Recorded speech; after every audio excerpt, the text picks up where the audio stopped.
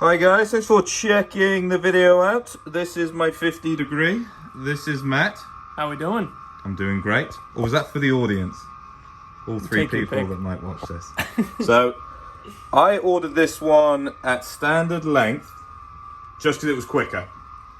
That was the only reason. I have been using it, but I want it to blend into my actual set. So we got the pitching wedge here. These are 3/4 of an inch longer, and that's for tailor-made spec. So you must find Matt's always dealing with lots of different brands. They don't all measure from the same place, do they? No, they don't measure from the same place, and they don't build off the same lengths. Okay, so that's why we have the pitching wedge here. Because, quite simply, we want it to blend against this. I asked for it the same length. You're recommending 1/4 inch shorter? 1/4 inch shorter. Typically, when you get down to the wedges, your gaps between clubs go from 1/2 inch to 1/4 inch. Okay, let's do what you do. You know best. You know best. Okay, so we're sitting at 36 1/4. 36 1/4. So we're gonna build the 50 degree out to 36. And what's it currently? It's currently sitting at 35 1/4. So we'll be adding 3/4 of an inch to it. And that's like substantial, isn't it? It is. It is. Do you think somebody like, let's say, I'll give you an example, 15 index comes to you, they want like 1/4 of an inch change. Are they going to feel that? At what point do you think they're really going to feel it? When you start to get into the 1/2 inch range, you start to feel it. Better players can adjust to that better. Higher handicaps, it's going to cause them a lot more problems if things aren't the correct length. Yeah, and I think there's probably quite a few people get their wedges in standard. It's kind of just like what I did. It's just easier to order them in. Yeah, it's a convenience factor. Yeah, but like 3/4 an inch, and that would, like this club for me at 50, it's been like my stock 125. It's not uncommon for me to hit a 50 like 140. Yeah. So again, I'm kind of finessing it a little bit, but you know, 3/4 an inch, that's not going to really allow me to play a full shot anyway. Yeah. Or am I just not very good? Be honest. It's not going to allow you to play a full shot. Thanks, Matt. Want to save that grip? No. Gotta let me know before the knife comes out. Just like a surgeon. People don't usually film this, do they? No. Probably the least interesting part of the process. Yeah. So what have you got there? So this is going to be a steel extension. And is that slightly lighter than like...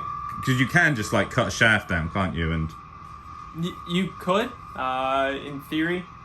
This is going to fit better. It's going to last longer, be a little more durable. It's specifically designed to make a club longer, whereas a shaft isn't designed so much to do that. And how long would you be prepared to go before you'd feel like maybe there's too much of that top hand on the club? It's going to depend on the club. I would say pretty much under no circumstances do I want to go above 2 inches. If it's a chipper or something, you might be able to make an exception there.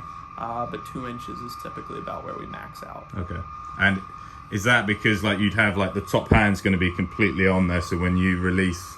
Absolutely. Yeah. It's if they get steep, if they jam the club into the ground, you're adding a lot of extra force on something that's not one continuous piece at that point. So you're putting a lot of stress on a joint that really isn't designed to be there. You just said steep, putting a lot, getting the club stuck. Have you seen me use a wedge? I have. That's why we're keeping it below an inch for you. You son of a...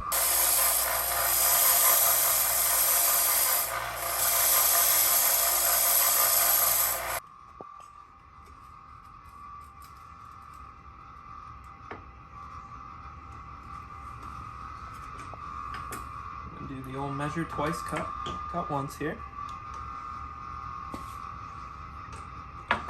It is important, isn't it? Because like some companies don't count the cap, the bit at the top of the club. Yep. Others do. Some measure from the center of the face. Some measure, that's why you've got to kind of check it against something. Exactly. I'm a big fan. Like I usually build a lot off of a 6 iron, especially in my old set. I like the 6-iron. I like the weight of it, how it felt. You know, so I took that spec, I took that swing weight, and kind of took it from there. So we're ready? We're ready.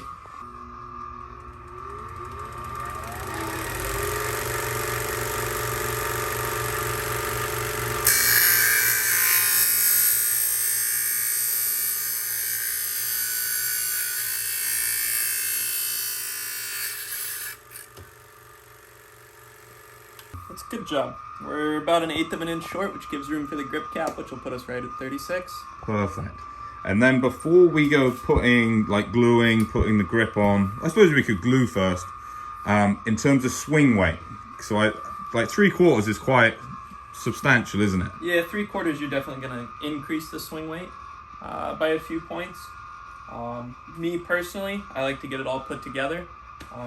Unless it's specified otherwise, and you can use lead tape to kind of perfect it, get it to that swing weight that you want. And it would be interesting because obviously I've taken a kind of a stock wedge against a custom pitching wedge. So the likelihood is the swing weights might have been just completely different anyway. Yep. Yeah, odds are it's the swing weight is going to be different from what your irons were custom built to. So now that we're making kind of final adjustments, we'll be able to get it to the right swing weight based off of everything else in your set. Awesome. So we're using just straight up epoxy. Got to mix it or it won't stick. Yeah. Gotta mix it or it won't stick. Can't over mix it or it won't stick. Somewhere in there's a sweet spot to operate. A bit of epoxy. And you kind of sanded that one down just a little bit just to help with the... Yep, so when you buy a steel extension, it comes with a coating on it to prevent it from rusting. Anything that's going to have epoxy, though, you got to sand that coating off or the epoxy's not going to want to stick to it. So we've got that nice and coated. Go into the end of the shaft. Want to twist it to make sure everything gets coated on the inside of the shaft as well. We're going to flip it over. Give it a nice tap.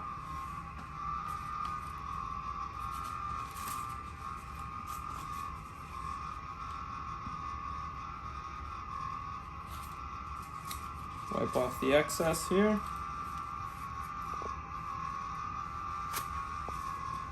One more tap for good measure. And we're at the right length for the grip cap to get it to 36. Perfect. D9 swing weight, which is pretty heavy. Me personally, I think my wedges are at D6, and that's on the heavier end already, so you're getting into something that's almost going to potentially start to feel like a sledgehammer in your hands. So let's see what this one is doing. And again, that's why you have to be careful, especially with clubs that you really like, because, you know, sometimes even just changing the grip itself can change the swing weight, and it can remove that, that element that you liked. So what's this one at? I know what it should be at.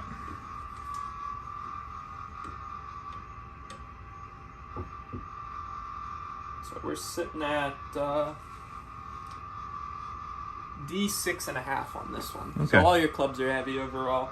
So that D6.5 to the D9, that's not actually a huge gap. Typically, a lot of people will play their wedges heavier than their irons. So what would your be recommendation for this one? A little lead tape at the top to kind of move it closer to this, or do you think just leave it? You know, my recommendation would be let's leave it, let's try it. We like the heavier swing weight for the wedges. A lot of the times the wedges you're not going full bore on, it's more of a feel club. A heavier club is a club you're going to feel more of, so we like it to play a little bit heavier as a result. So let's leave it where it is. Alright. I like your justification.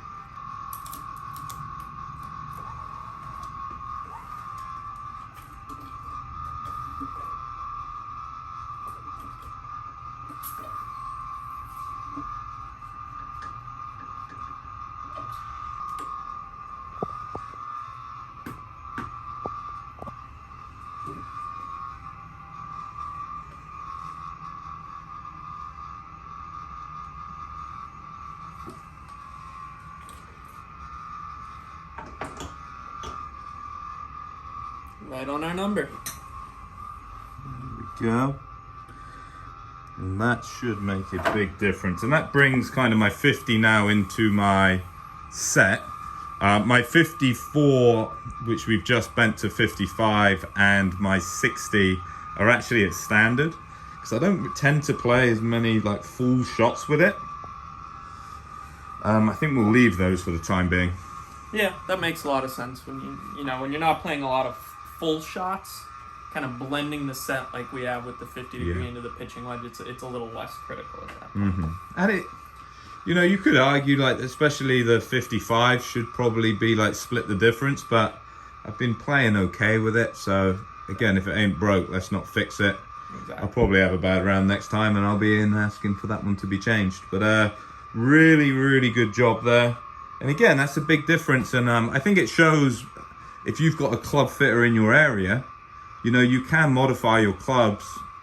It's not going to cost you a great deal, but it can really aid your performance. Absolutely. You'd be silly to disagree with that one. Any questions? Get them down below. Any questions for Matt? Get the questions down below and I'll ask him to answer. I'll probably answer, but I'll ask him first.